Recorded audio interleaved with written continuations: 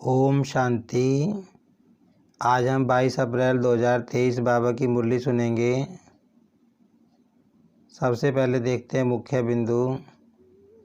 आज बाबा ने कहा कि तुम्हारा स्वभाव बहुत मीठा होना चाहिए। बाबा कहते हैं तुम्हें अपना स्वभाव शांत बनाना है। तुम्हारी बोलचाल ऐसी हो जैसे कि देवता बोल रहे हैं। बाबा ने कहा तुम्हारे अंदर फर्स्ट क्लास देवताई गुण होने चाहिए। स्वभाव बिल्कुल शांत और मीठा होना चाहिए।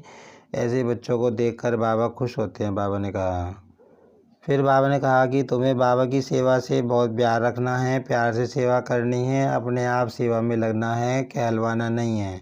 ऐसे नहीं कहना कि मैं थक गया हूँ, सेवा करने की मेरे पास फुर्सत नहीं है। बाबा ने कहा कि तुम्हें हमेशा बाबा की सेवा में, यज्ञ की सेवा में तैयार रहना है, तत्पर रहना है। और जो बिना कहलवाए सेवा करते हैं, बाबा ने कहा उनको देवता कहा जाता है। अब सुनते हैं मुरली विस्तार से। आज की मुरली का सार है, मीठे बच्चे अपना स्वभाव बहुत ही मीठा और शांत बनाओ। बोल चाल ऐसा हो जो सब कहें यह तो जैसे देवता है। बाबा कहते हैं तुम्हारा स्वभाव बहुत मीठा होना चाहिए, शांत होना चाहिए। तुम्हारी बोलचाल ऐसी होनी चाहिए जैसे यूँ कहें जैसे देवता के जैसे लगे।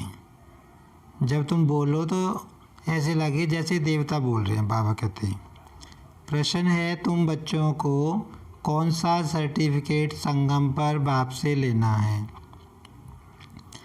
उत्तर है अपने दैवी मैनर्स का सर्टिफिकेट। बाप जो श्रृंगार कर रहे हैं, बच्चों की इतनी सेवा कर रहे हैं तो ज़रूर उसका रिटर्न देना है, बाप का मददगार बनना है। बाबा कहते कि बाबा तुम्हारा श्रृंगार कर रहे हैं ज्ञान रत्नों से, इतनी सेवा कर रहे हैं तुम बच्चों की, तो उसके बदले में तो कुछ तो दोगे ना। बाबा कहते हैं तो उसके बदले में बाबा क्या कहते हैं तुम्हें बाबा का मददगार बनना है। मददगार बच्चे वह है जिनका स्वभाव देवताई हो, ईश्वरीय सर्विस में कभी थके नहीं। अब बाबा बता रहे हैं कि बाबा के जो बाबा ने जो यज्ञ रचा है इसमें मददगार कौन माना जाएगा, जिसका स्वभाव देवताई होगा। जो देवता जैसा स्वभाव करेगा वो मददगार माना जाएगा बाबा के काम में। और जो बाबा की सेवा में कभी थके नहीं, यज्ञ सेवा से प्यार हो, ऐसे बच्चों को बाप भी इजाफा देते हैं, खातिरी करते हैं। ऐसे सर्विसेबल स्नेही बच्चों को देख देख बाप हर्षित होते हैं। फिर बाबा क्या कह रहे हैं कि जो ऐसे सेवाधारी बच्चे होते हैं बाबा के, बाबा उनकी खातिरी करते हैं, उनको इजाफा देते हैं, उनको प्यार देते हैं और उनको देख देख के खुश होते हैं बाबा। जो बच्चे हमेशा सेवा में हाजिर रहते हैं बाबा की, कभी थकते नहीं हैं और जिनका स्वभाव देवता ही होता है। तो बाबा कहते संगम युग पे बाबा से तुमको ये सर्टिफिकेट लेना है सपूत बच्चा बनने का। गीत है तुम्हारे बुलाने को जी चाहता है। ओम शांति। भक्तों प्रति भगवानुवाच। जबकि भगत सम्मुख हैं और भगत जानते हैं कि भगवान बैठकर हमको ज्ञान के गीत सुनाते हैं, वह ज्ञान की डांस कराते हैं। आज बाबा ने कहा भक्तों प्रति भगवानुवाच, मतलब हम बाबा के बच्चे जो बने हैं पहले भगत ही तो थे। हम भगत थे, हमारे प्रति बाबा शब्द उच्चार रहे हैं, मतलब हमें संबोधित करके बाबा ज्ञान सुना रहे हैं, ज्ञान की डांस करा रहे हैं। बाबा का कहने का मतलब ये है। फिर बाबा कहते हैं चलो ज्ञान की डांस बाबा कराते हैं, अच्छा इनसे फिर क्या होगा। कहते हैं वह देवताओं मुआफिक सदा सुखी और हर्षित रहेंगे। भगवान को ही बेहद का बाप व विश्व का रचयिता कहा जाता है, वह है स्वर्ग का रचयिता। अब बाबा कहते हैं ये जो ज्ञान मैं सुना रहा हूँ, इस ज्ञान को लेके आत्मा क्या बन जाएगी, देवता बन जाएगी, देवता के जैसे हमेशा खुश रहेगी, सुखी रहेगी। तो बाबा कहते हैं वह है स्वर्ग का रचयिता। विश्व पहले पहले स्वर्ग है, फिर बाद में नरक बनती है। तो अब है नरक। मनुष्य भक्ति मार्ग में धक्के खाते रहते हैं, भगत भगवान को याद करते हैं। आत्मा समझती है बाप हमारे लिए स्वर्ग की सौगात ले आएंगे। अब बाबा कहते हैं कि जब भक्ति होती है तो मनुष्य आत्माएं पुकारती हैं भगवान को, है ना, उसको ढूंढने के लिए भटकती भी हैं बेचारी। तो क्या समझती हैं आत्मा कि जब बाबा आएंगे, हम भगवान आएंगे तो हमारे लिए कुछ सौगात लेके आएंगे। वही रचयिता है, स्वर्ग का मालिक बनाने लिए आकर राजयोग सिखाते हैं। कहते हैं बाप को और विश्व के मालिक पने को याद करो, है ना। अब स्वर्ग को रचने वाला कौन है? परमपिता परमात्मा शिव। आकर धरती पर हम बच्चों को क्या कहते हैं बाबा कि बच्चे अब तुम विश्व के मालिक पने को याद करो, बाप को याद करो और वर्षे को याद करो, माना जो तुम स्वर्ग तुम्हें मिलने वाला है उसको याद करो। जब विश्व का रचयिता बुद्धि में आता है तो समझा जाता है परम पिता परमात्मा नई विश्व रचते हैं। यह विश्व मनुष्य मात्र के रहने का स्थान है। बाप बेहद का मालिक है तो ज़रूर बेहद की बड़ी दुनिया ही रचेंगे। अब बाबा समझा रहे हैं कि जब भी तुम्हारे मन में रचयिता का नाम आएगा तो उसका मतलब क्या है कि भगवान आएगा तो नई दुनिया की ही रचना करेगा। शिव बाबा कई बार कहते हैं कि जब भगवान धरती पे आएगा तो वो पुरानी दुनिया की रचना थोड़ा ना करेगा, वो तो बच्चों के लिए ऐसी दुनिया की रचना करेगा जिसमें सुख होगा, शांति होगी, बेहद की दुनिया की रचना करेगा। कोई छोटा घर तो तुम्हारे लिए नहीं बनाएंगे, वह तो लौकिक बाप बनाते रहते हैं। यह तो नया विश्व बनाते हैं, तुम बच्चों के लिए विश्व घर है, अर्थात पाठ बजाने का स्थान है। अब बाबा कहते हैं कि जब भगवान धरती पे आएगा तो वो बहुत बड़ा घर बनाएगा तुम्हारे लिए, छोटा घर थोड़ी ना बनाएगा। बाबा समझा रहे हैं कि जैसे इस दुनिया में बाप होगा तो अपने बच्चों के लिए हल्का घर बनाएगा, मतलब छोटा घर बनाएगा, लेकिन जब परमात्मा आएंगे तो बच्चों के लिए पूरी स्वर्ग की दुनिया की रचना करते हैं, नई सृष्टि की रचना करते हैं, बहुत बड़े घर की रचना करते हैं। तो बाबा कहते हैं ये सारा विश्व जो है ये तुम्हारे पाठ बजाने का स्थान है। तुम जानते हो हम भारतवासी हैं तो घर के हुए ना। आप भारतवासी अपने को हद के मालिक समझते हैं, परंतु भारतवासी बेहद दुनिया के वासी थे। बाप बहुत अच्छी रीति समझाते हैं, परंतु तुम बच्चे घड़ी घड़ी भूल जाते हो, शुक्रिया भी नहीं मानते हो। अब बाबा कहते हैं मैं देखो तुमको कितना अच्छी तरह से ज्ञान समझाता हूँ, सारी बातें बाबा अच्छी तरह समझाते हैं, फिर भी बाबा कहते हैं तुम घड़ी घड़ी बाबा को भूल जाते हो, ऐसे बाबा को भूल जाते हो और ऐसे बाबा का शुक्रिया भी नहीं मानते। बेहद का बाप आकर के बेहद का विश्व अथवा घर बनाते हैं, वह है स्वर्ग, ऐसे नहीं बेहद का नरक रचने वाला बाप है। बाप तो आकर स्वर्ग रचते हैं और उस स्वर्ग का फिर बच्चों को मालिक बनाते हैं। अब बाप कहते हैं कि ऐसे थोड़ी ना भगवान आएंगे, बाप आएंगे तो पुरानी दुनिया की रचना करेंगे, नरक की रचना करेंगे। बाबा कहते हैं मैं तो जब आता हूँ तो स्वर्ग की रचना करता हूँ। गोया नई दुनिया नए विश्व का मालिक तुमको बनाते हैं। इस विश्व के मालिक लक्ष्मी नारायण भारत में थे। उस समय और कोई धर्म नहीं था, सिर्फ भारत ही था। बाप कितना अच्छी रीति समझाते हैं, परंतु बच्चों को वह नशा नहीं चढ़ता। अब बाबा बता रहे हैं कि सतयुग में क्या होगा, एक धर्म होगा, वहाँ लड़ाई झगड़ा नहीं होता है ना, सिर्फ भारत खंड ही होगा। बाबा कहते तो बाबा कहते बाबा तो बहुत अच्छी तरह समझाते हैं, लेकिन बच्चों को उस हिसाब से नशा नहीं चढ़ता। बच्चे हद के नशे में रहते हैं। माना बाबा कहते हैं कि बच्चों को नशा तो रहता है लेकिन दुनिया वाला नशा रहता है, जो बेहद का देवताई नशा है वो नहीं रहता। बाबा कहते हैं आत्मा को नशा रहता है ना, आत्मा का शरीर बड़ा होता है तो इन ऑर्गन्स से सब वर्णन कर सकते हैं। छोटा बच्चा तो नहीं कहेगा कि मैं विश्व का मालिक हूँ व फलाना हूँ। बालिग अवस्था में आने से समझते हैं हम मालिक हैं। तुम कोई छोटे तो नहीं हो, तुम तो बड़े हो। बाप ने भी बुजुर्ग शरीर लिया है। समझते हैं बाप विश्व का रचयिता है, मालिक नहीं बनते हैं। अक्षर कहने में भी कहाँ कहाँ भूल हो जाती है। बाप है विश्व का रचयिता। अब बाबा समझा रहे हैं कि जैसे छोटा बच्चा तो जैसे दुनिया का माँ बाप होगा, उसका छोटा बच्चा होगा, है ना। तो जब छोटा होगा तब तो नहीं समझता ना कि मैं अपने बाप की प्रॉपर्टी का मालिक हूँ। बड़ा हो जाएगा, बालिग हो जाएगा, तब उसकी बुद्धि में आता है कि हाँ, मेरे बाप के पास जो प्रॉपर्टी है हद की, उसका मैं मालिक बनने वाला हूँ। तो बाबा बताते कि तुम तो पहले से ही बड़े हो।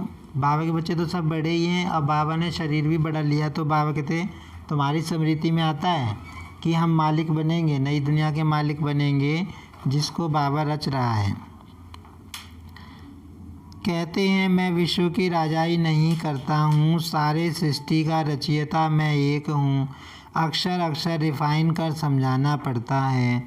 बाप विश्व का रचता डायरेक्ट समझा रहे हैं।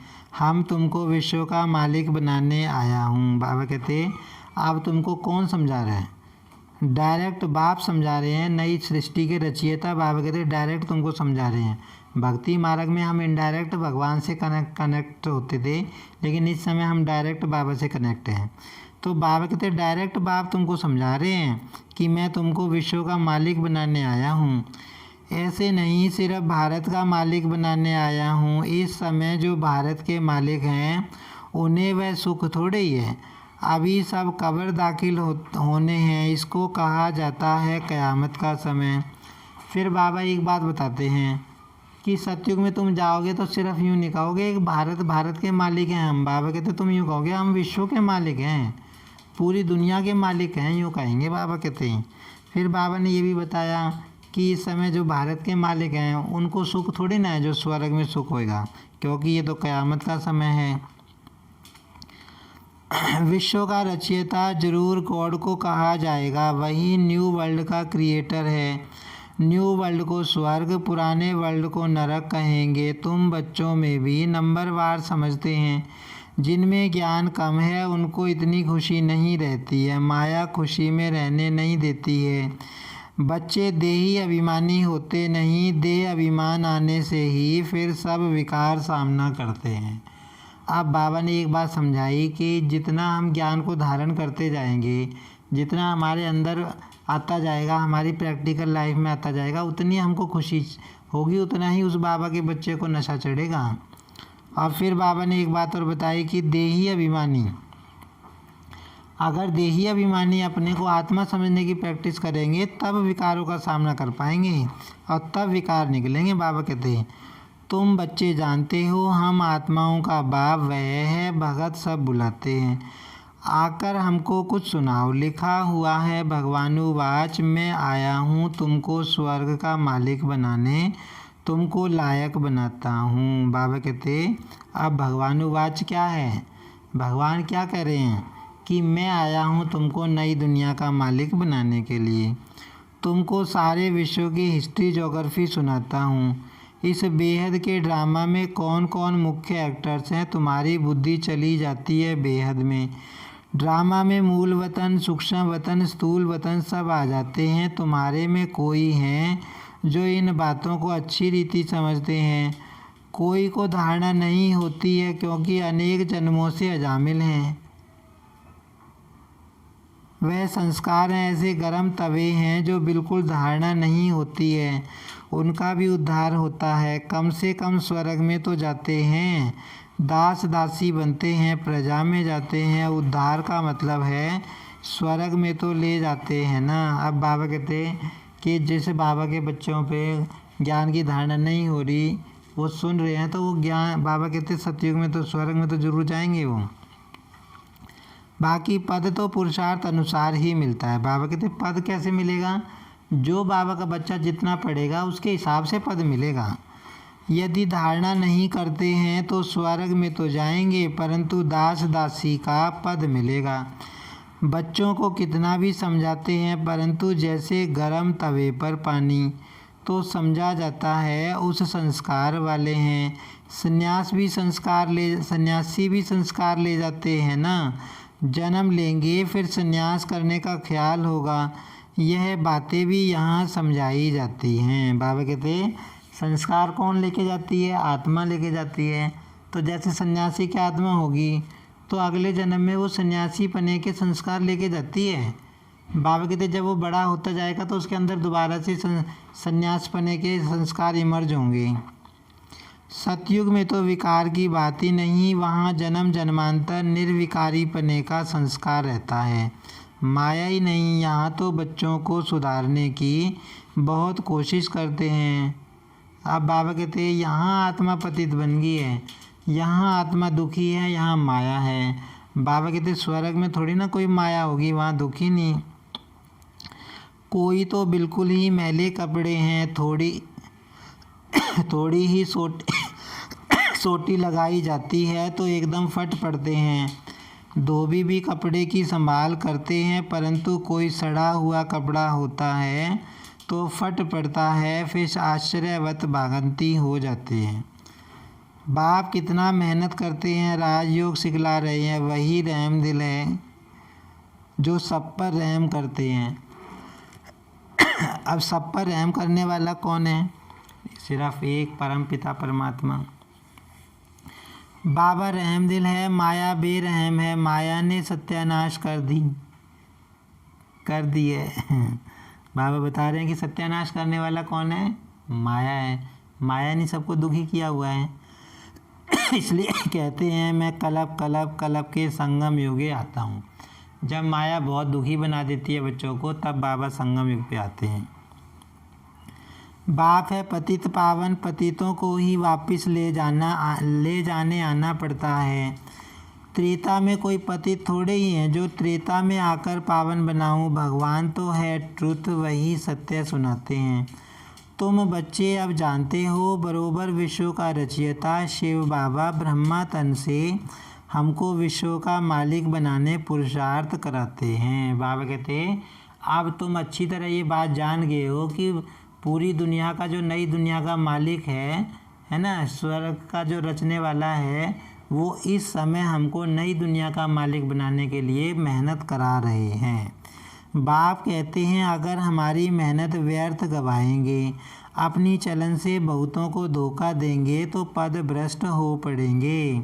कहेंगे इनसे तो भूत निकला नहीं है। बच्चों की चलन ऐसी होनी चाहिए जो समझें यह तो जैसे देवता है। अब बाबा कहते तुम्हारी चलन कैसी होनी चाहिए? बिल्कुल देवताओं के मुआफिक। देवता नामी ग्रामी कहते हैं इनका स्वभाव एकदम देवता ही है, तो बाकी का अंडरस्टूड आसुरी हुआ ना। कई बच्चे बड़े फर्स्ट क्लास देवताई गुणवान हैं, बिल्कुल मीठे शांत स्वभाव के हैं, तो ऐसे बच्चों को बाप देख खुश होते हैं। अब बाबा क्या कर रहे हैं कि जो मेरे बच्चे देवताओं जैसा व्यवहार करते हैं, मीठे हैं, शांत हैं, बाबा उनको देख के खुश होते हैं। बच्चे समझते हैं बाप हम बच्चों के लिए मकान बनवा रहे हैं तो हमको भी सेवा करनी चाहिए, तो ऐसे बच्चे बहुत दिल पर चढ़ते हैं। जो बिगड़ कहने से काम करे वह है देवता और कहने से करे वो है मनुष्य।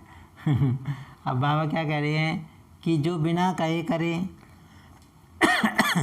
भी बाबा कहता है।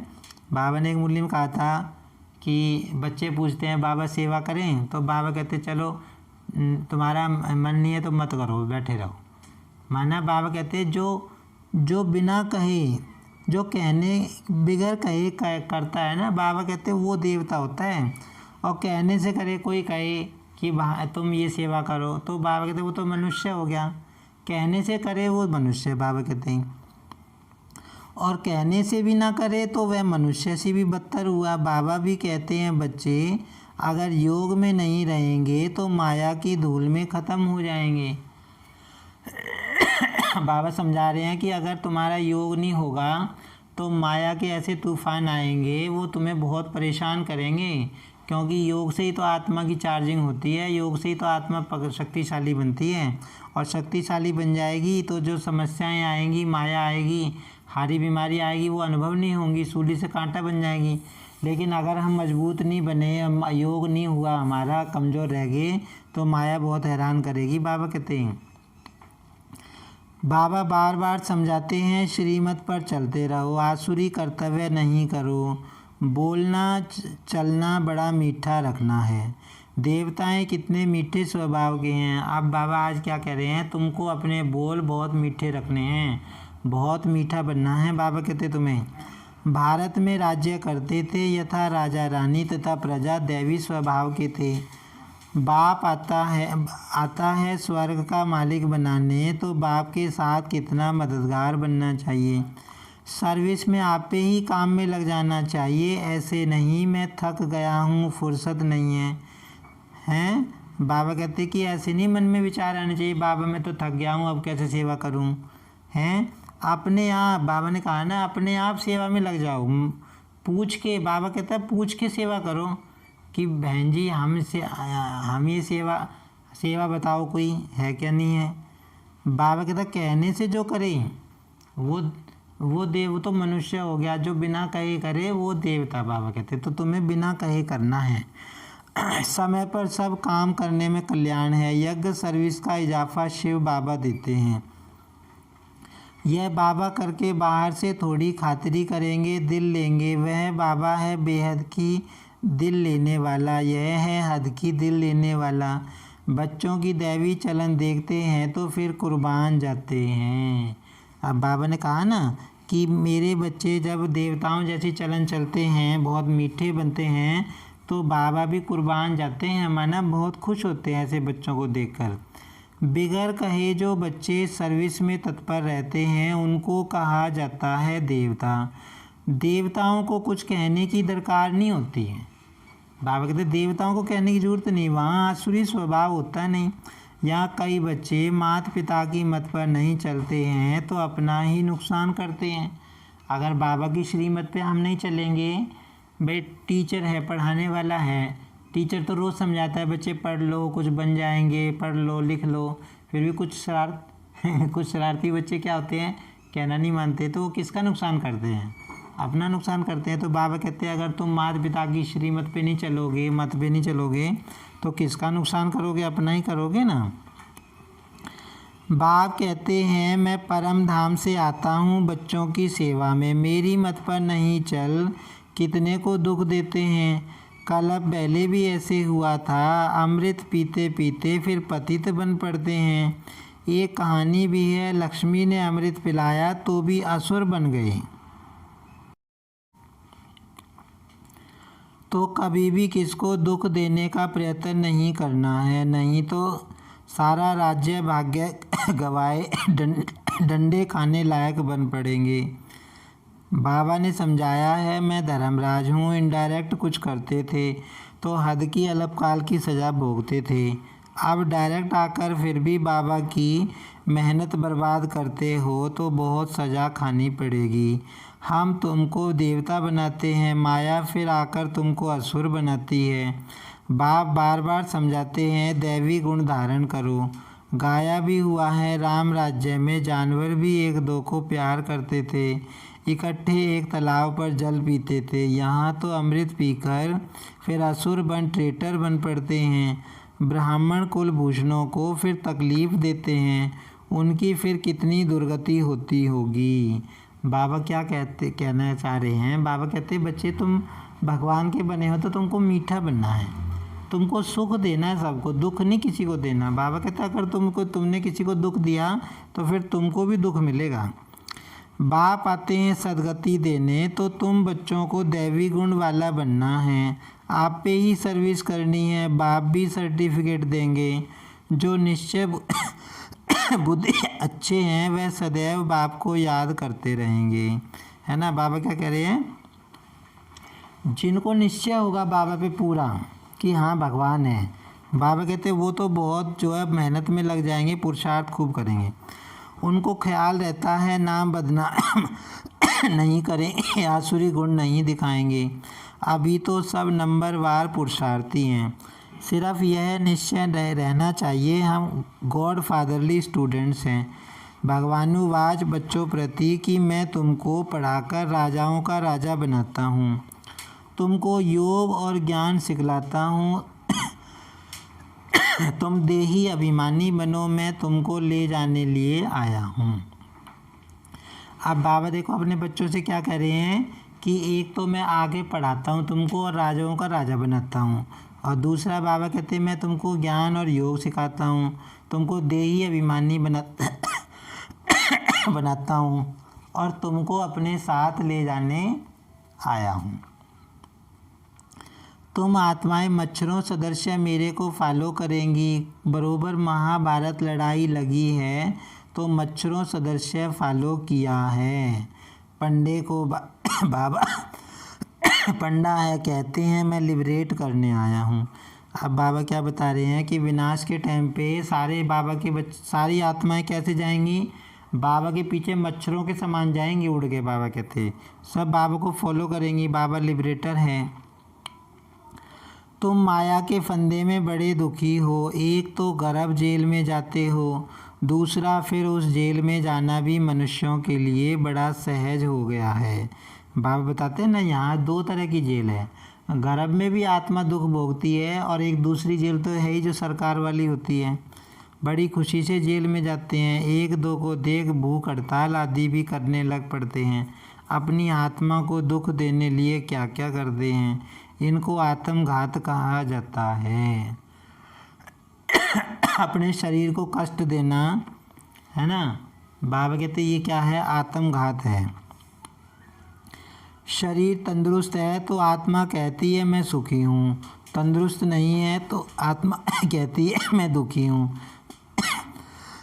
बाप आते हैं सदा सुखी स्वर्ग का मालिक बनाने, विश्व का मालिक कहते हैं मैं नए विश्व का रचिता हूँ, इसलिए मुझे मालिक कहते हैं, परंतु मैं राज्य नहीं करता हूँ।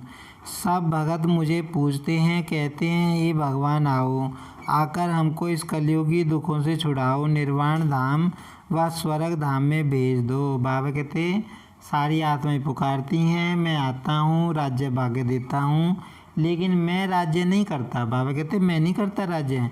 बाबा थोड़ी ना स्वर्ग में आगे गद्दी पे बैठेंगे। बाबा तो कहते मैं तो तुम्हें सुखी बना के खुद छिप जाता हूँ। आकर हमको इस कलयुगी दुखों से छुड़ाओ, निर्वाण धाम व स्वर्ग में भेज दो। बाप पहले सुख धाम में भेज देते हैं, फिर माया दुख धाम बनाती है, ऐसे ये चक्र फिरता है। बाप कहते हैं बच्चे अब गफलत छोड़ो। बाबा कहते हैं अब गफलत छोड़ो, माया बहुत अकर्तव्य कार्य कराती है जिससे पद भ्रष्ट हो पड़ेगा। बाप को जान पहचान उनकी मत पर चलने से तुम श्रेष्ठ बन सकेंगे, नहीं तो बहुत सजाएं खाएंगे। जैसे ईश्वर की महिमा अपरंपार है, वैसे सजा खाने की दुर्दशा भी अपरंपार है। कयामत का समय है, बाबा सबका हिसाब किताब चुकतू कराते हैं। बाबा कहते हैं ना कि ये समय कौन सा चल रहा है? कयामत का समय चल रहा है, सबके हिसाब किताब चुकतू होने हैं। सजाए खाने वाले इस माला में नहीं आएंगे। बाप कहते हैं सिर्फ इतना याद करो, विश्व का रचयिता नॉलेजफुल गॉड फादर हमको पढ़ाते हैं। बाबा कहते एक बात याद रखो कि हमको पढ़ाने वाला कौन है? नए विश्व का रचयिता नॉलेजफुल गॉड फादर हमको पढ़ाते हैं। वह जरूर विश्व के मालिक पने का वर्षा देंगे, इतना याद रखें तो भी हंसते खेलते रहेंगे। बाबा कहते अगर तुमको इतना भी याद रहे कि हमको पढ़ाने वाला कौन है, गॉड फादर है, तब भी बाबा कहते तुम हंसते खेलते रहोगे, सदा खुशी रहेगी। हमें खुशी की सदार पे रहती है। हमारे मन में जो अच्छे अच्छे विचार चलते हैं, मुझे भगवान पढ़ा रहा है, मैं भाग्यवान आत्मा हूँ, मैं खुश नसीब आत्मा हूँ, इस तरह के विचार चलते हैं, उसी से तो खुशी मिलती है। बाबा का योग यही तो है। बाबा कहते तुम अच्छी अच्छी बातें सोचो, तुम्हें खुशी मिलेगी। तो बाबा कहते हैं कि तुम ऐसी स्मृति मन में लाओगे, हमको भगवान पढ़ा रहा है, कितना ऊंचा मांग गया है, तो बाबा कहते तुम हंसते खेलते रहोगे। अच्छा मीठे मीठे सिक्के लदे बच्चों प्रति माता पिता बाप दादा का याद प्यार और गुड मॉर्निंग। रूहानी बाप की रूहानी बच्चों को नमस्ते। हम रूहानी बच्चों की रूहानी बाप दादा को याद प्यार और नमस्ते। धारणा के लिए सार है, अपना बोल चाल वो बहुत मीठा रखना है। बाबा ने आज बताया ना, तुम्हारा बोलचाल कैसा होना चाहिए, बहुत मीठा। कोई आसुरी कर्तव्य नहीं करना है, दैवी मैनर्स धारण करने हैं, देवताई गुण धारण करने हैं। बाबा कहते हैं पाप की सर्विस में बिगड़ कहे मददगार बनना है। आज बाबा ने बताया ना कि बिना कहे सेवा करनी है। बाबा कहते हैं बिना कहे मददगार बनना है भगवान का। बाप की मेहनत का रिटर्न अवश्य देना है, गफलत नहीं करनी। आज की मुरली में वरदान है, बुद्धि रूपी विमान द्वारा सेकंड में तीनों लोकों का सैर करने वाले सहज योगी भव। बाप दादा बच्चों को निमंत्रण देते हैं कि बच्चे संकल्प का स्विच ऑन करो और वतन में पहुंचकर सूर्य की किरणें लो, चंद्रमा की चांदनी भी लो, पिकनिक भी करो, खेल कूद भी करो। तो बाबा कहते तुम्हें सिर्फ संकल्प का स्विच ऑन करना है, माना बाबा की याद में बैठ जाओ और बाबा के वतन में पहुंच जाओ, सूक्ष्म वतन में। और फिर बाबा कहते हैं वहाँ बाबा के साथ खूब खेल पाल करो, सूर्य की किरणें भी लो, चंद्रमा की चांदनी भी लो। माना बाबा कहते हैं मेरे साथ रूरियान करो, मेरे साथ बैठ जाओ, योग लगाओ। इसके लिए सिर्फ बुद्धि रूपी विमान में डबल रिफाइंड पेट्रोल की आवश्यकता है। बाबा कहते हैं सूक्ष्म वतन में आने के लिए डबल रिफाइंड पेट्रोल की आवश्यकता है। वो कौन सा है? डबल रिफाइन अर्थात एक निराकारी निश्चय का नशा कि मैं आत्मा हूँ, बाप का बच्चा हूँ। दूसरा साकार रूप में सर्व संबंधों का नशा। बाबा ने दो बातें बताई कि एक तो तुमको आत्मा का निश्चय पक्का होना चाहिए कि मैं आत्मा हूँ, बाबा का बच्चा हूँ। दूसरा नशा बाबा कहते तुम्हें सर्व संबंधों का नशा होना चाहिए कि हमारे सारे संबंध बाबा के साथ हैं। तो यह नशा और खुशी बाबा ने कहा तुमको सहयोगी भी बना देगी और तीनों लोकों का सैर भी करते रहोगे। तीन लोग हमारे कौन से हैं? साकार वतन है जो जहाँ पर हम पाठ बजा रहे हैं, और सूक्ष्म वतन है, और परलोक है। तो बाबा कहते कि तुम संकल्प करते रहो और तीनों लोकों में घूमते रहो, खुश रहो। बाबा कहते दो बातें बाबा ने बताई कि तुमको नशा रहना चाहिए कि मैं आत्मा हूँ, बाप का बच्चा हूँ, और दूसरा सर्व संबंधी मेरा शिव बाबा है। स्लोगन है, श्रेष्ठ कर्म का ज्ञान ही श्रेष्ठ भाग्य की लकीर खींचने का कलम है। ओम शांति।